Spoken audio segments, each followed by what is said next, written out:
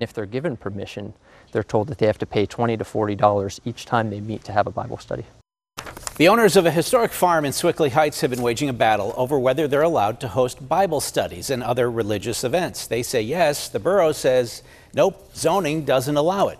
John Delano has been looking into this. John. Well, Ken, when can you hold a Bible study, a religious gathering, or a worship service on your own property? If you think the answer is anytime I want, because of my religious rights are protected by the First Amendment, well, you might want to live outside Sewickley Heights Borough. A couple from that borough has gone to federal court over this issue.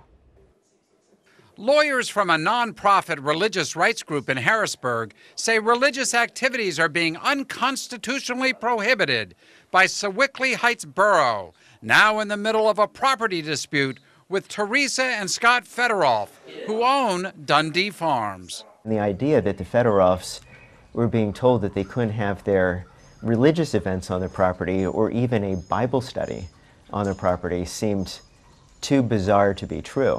That's what happened last fall when the borough issued a cease and desist order to the Federoffs that specifically listed, quote, Bible study and a night of worship and prayer, a retreat for deep worship, and a Feed My Lambs fundraiser for a Kenyan Christian group. They've banned the Federoffs from doing any religious fundraisers when other people around the community are permitted to do political fundraisers.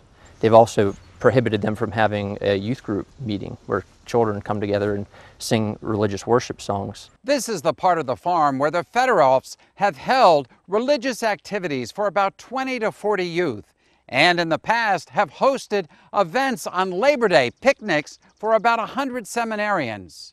The previous property owner even held religious fundraisers here, including one for Billy Graham. But the borough says no more to that. Borough officials with whom I spoke tell me the Federoffs' religious gatherings are on a scale much bigger than prior owners, involving hundreds of people and many more cars. And in a letter to local residents, the mayor and council president insist they are not trying to ban Bible study in the home. To get some clarification, the Federoffs have gone to federal court. There are things that are just so core to our First Amendment freedoms that no government should ever be able to come in and limit those activities. Now, how quickly the federal court acts remains to be seen, but the Federoffs say they have been abiding by the cease and desist order. Sewickley Heights officials say, besides these religious activities, the Federoffs also violate local zoning laws because of other activities they hold on the farm. But it's the ban on religious activity that is getting increased national attention. Ken?